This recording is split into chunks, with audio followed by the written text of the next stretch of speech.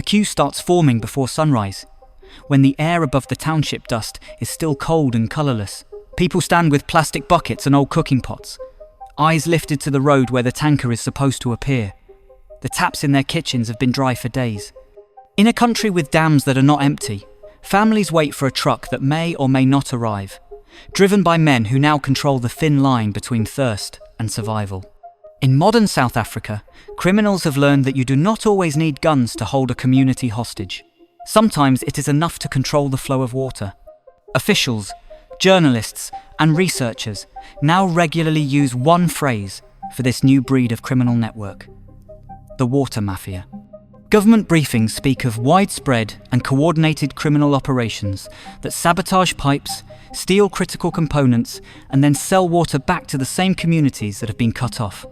Civil society groups describe tanker cartels that appear immediately after infrastructure fails, as if someone knew exactly when and where the taps would run dry. To understand how a water mafia can exist, you have to start with the system they exploit.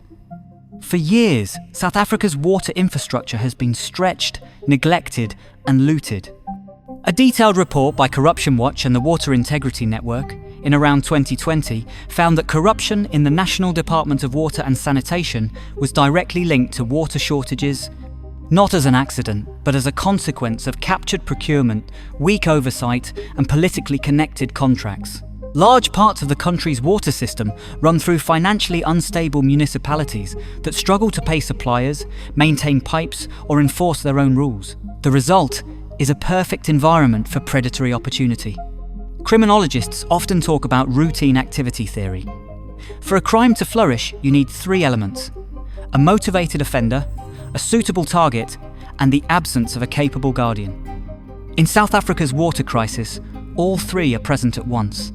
The motivated offenders are not only gangsters with bolt cutters, they are also company directors, tenderpreneurs, and municipal insiders who see a failing system and move in.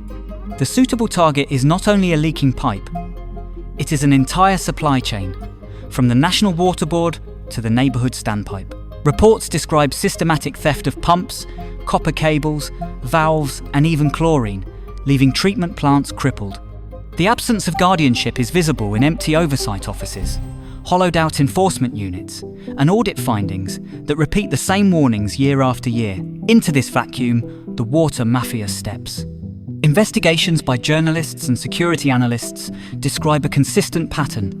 Infrastructure fails, sometimes through natural breakdown, sometimes through deliberate sabotage. Criminal networks then present themselves as the only practical solution, providing water tankers at short notice and at inflated prices. In some municipalities, emergency tanker contracts have become a permanent business model, renewed over and over, while pipes remain broken and treatment plants decay. In the city of Tshwane, municipal officials have admitted that hundreds of millions of rand are spent each year on private water tankers. In parts of KwaZulu-Natal and Gauteng, analysts speak of an entire sub-water economy, where tanker owners and their allies inside municipalities profit more from crisis than from stability. The logic is brutally simple. If the taps are fixed, the contracts end, so the taps must stay broken. This is where the story shifts from ordinary corruption to something closer to organised crime. The global initiative against transnational organised crime has warned that South Africa's critical infrastructure is at a tipping point, with water systems increasingly targeted by groups that steal equipment, extort contractors, and threaten officials who try to enforce the rules. Municipal workers interviewed about the water mafia have described their jobs as similar to working in a war zone, with threats, intimidation, and the constant fear that a repair team could be attacked on site. In Hammanskraal, north of Pretoria, a cholera outbreak in around 2023 exposed how dangerous this new economy can be. Residents, desperate for clean water, relied on tankers that, according to some investigations, sometimes drew water from unregulated dams and rivers, bypassing basic quality controls. People were told they were being helped. In reality, their basic need for survival had become just another market to be exploited. Yet the men behind this economy do not always look like stereotypical gangsters. Some appear in annual reports, not in mugshots. One investigation by South African journalists looked at the Nika family, a group of businessmen who built a multi-billion rand empire renting water tankers and heavy machinery to government entities across the country. Despite being indicted for collusion in around 2015, their companies continued to win state contracts and to lease tankers that rolled over roads built by their own construction firms. It is a neat circle. Build the road, rent the truck that drives on it, and secure municipal payments from both sides. Here, the line between organised crime and corporate crime begins to blur. Corporate crime is often imagined as something abstract, distant and bloodless, buried in financial statements and legal arguments. In South Africa, it has taken a very concrete form. Competition authorities have spent years pursuing cartels in the construction industry, including a major settlement in around 2013, where 15 large contractors were fined over 1 billion rand for collusion linked to public works projects such as World Cup stadiums. Academic work on these cases argues that cartel behaviour in public infrastructure is tantamount to theft, because it silently extracts value from the state and the public in ways that resemble organised looting more than ordinary business. When that same culture of tender collusion, bid rigging and front companies moves into the water sector, the result is predictable. Pipes are not replaced, plants are not maintained, contracts are inflated and extended, and in the space between what should have been delivered and what is actually delivered, the water mafia moves. The legal environment is fragile. On paper, South Africa has strong laws against corruption, money laundering, and cartel conduct. The Prevention and Combating of Corrupt Activities Act criminalises the abuse of a public position for personal gain. Competition law targets collusive tender arrangements. The Constitution recognises access to sufficient water as a basic human right. But law on the books is not the same as enforcement in the field. Years of state capture under the presidency of Jacob Zuma hollowed out key institutions, including water and electricity utilities.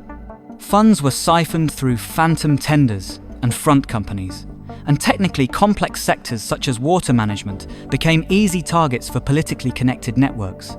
Black economic empowerment rules, designed to undo apartheid-era exclusion, were sometimes abused to channel lucrative maintenance contracts to companies that were politically connected but technically unqualified.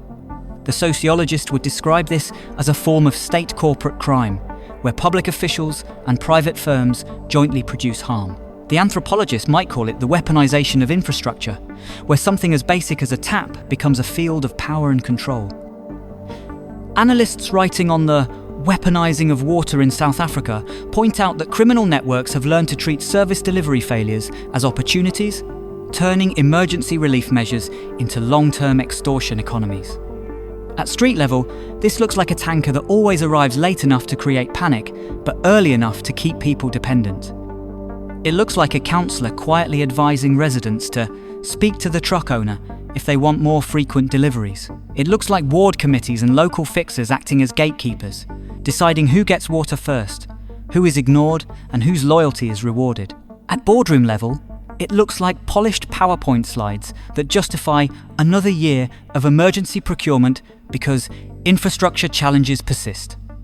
It looks like a cluster of companies linked by family members and holding firms, bidding over and over for the same work, sometimes under different names.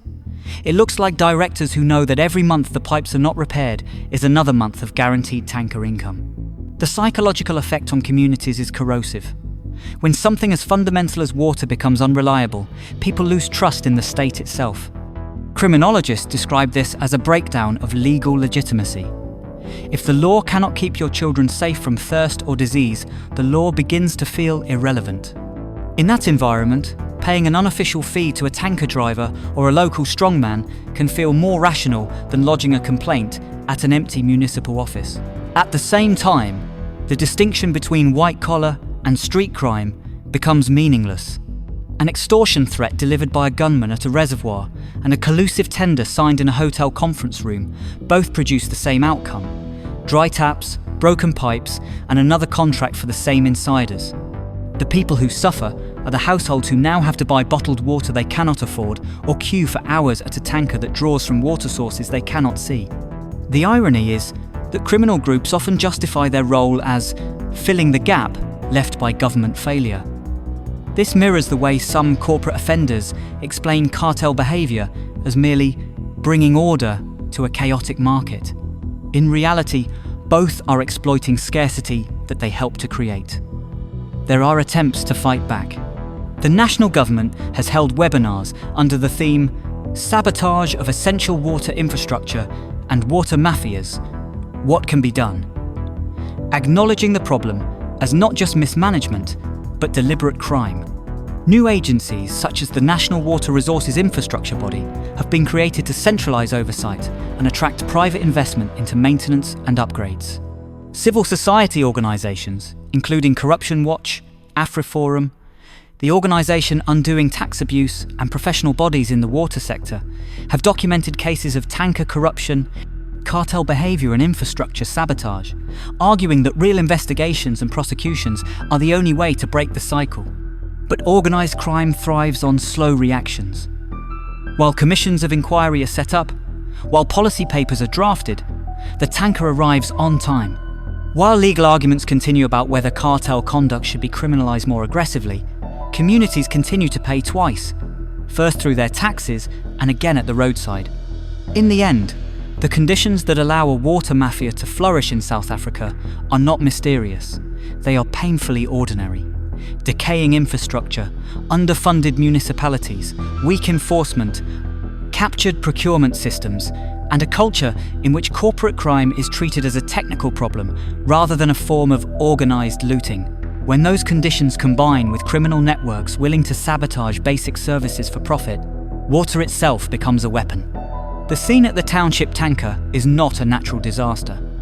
It is the visible surface of a long chain of decisions, contracts and crimes. Each plastic bucket on the ground is a quiet indictment, not only of the men who cut the pipes in the night, but also of the executives who sign the inflated tanker contracts and the officials who look the other way.